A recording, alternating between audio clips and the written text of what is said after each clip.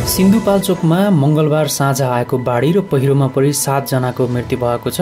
त्यहाँका प्रमुख जिल्ला अधिकारी अरुण कुमार पोखरेलले प्रहरी र जनप्रतिनिधिले 7 जनाको मृत्यु भएको पुष्टि गरेको जानकारी दिनुभएको छ। उहाँका अनुसार यो भन्दा थप मानवीय क्षतिको विवरण आएको छैन। मंगलबार साँझ मेलम्ची र हेलम्बुमा आएको बाढी पहिरोले व्यापक क्षति पुर्याएको छ।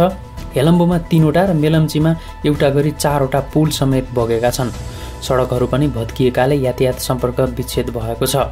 हिँडेर जान सक्ने स्थिति नभएकाले नेपाली सेनाको हेलिकप्टर र अन्य निजी हेलिकप्टरलाई परिचालन गर्ने तयारी भइरहेको प्रमुख जिल्ला अधिकारी पोखरेलले बताउनु भएको छ। मेलम्चीमा पानीको बहाव नघटेको उहाँले बताउनुभयो। त्यो बहाव बस्तीतिर पस्यो भने थप क्षति हुन सक्ने भएकाले सतर्कता अपनाउन स्थानीयहरूलाई भनिएको उहाँले जानकारी गराउनुभयो।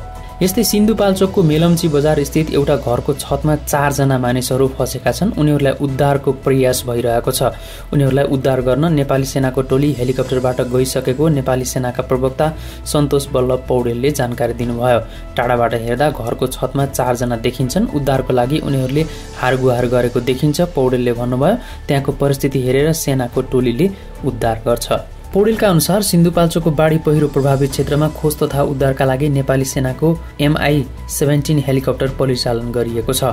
खोज तथा उद्धारमा सेनाको विशेष तालिम प्राप्त टोली खटाइएको उहाँले जानकारी गराउनुभयो। यस्तै अविरल वर्षाका कारण ठाउँ ठाउँमा आएको बाढी र पहिरोका कारण विभिन्न ठाउँमा सडकहरू अवरुद्ध भएका छन्। धेरै बस्ती तथा घरहरू जोखिममा परेका छन्।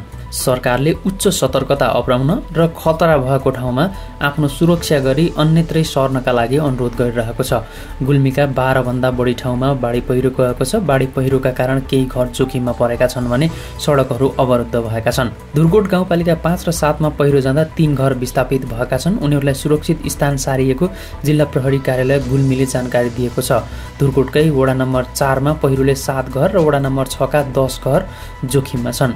त्यस्तै पर्वत स्याङ्जा र गुल्मीको सङ्गम सेतीगढी बजार डुबानको उच्च जोखिममा छ। घरहरूको ढोकासम्म पानी आइरहेको र त्यहाँका बासिन्दाहरू रातभरि जागराम बसेर सुरक्षित स्थानबाट हेरिरहेको बताइएको छ। त्यहाँ पनि 6 वटा घरहरू विस्थापित भएका छन्। त्यस्तै अविरल वर्षाका कारण रिब्दीकोट गाउँपालिका 4 पाल्पा मन्चिममा पहिरोले पुरिएर 1 किशोरको मृत्यु भएको छ। महेन्द्र भट्टराई छेत्रीको घरमाथिबाट आएको पहिरोले घर पुरिँदा उनका 19 वर्षीय छोरा मदन भट्टराईको मृत्यु भएको जिल्ला प्रहरी कार्यालय पाल्पाका प्रमुख SP सन्तोष कुमार भट्टराईले बताउनु भएको छ। त्यस्तै निरन्तर वर्षाले खसेको पहिरोले सिद्धार्थ राजमार्ग अन्तर्गत पाल्पा बुटोल सडक खण्डको तानसेन नगरपालिका 8 गौडी पुल नजिकै 50 मिटर सडक बगाएको छ। माथिबाट खसेको पहिरोले राजमार्गको जग नै बगाएको छ।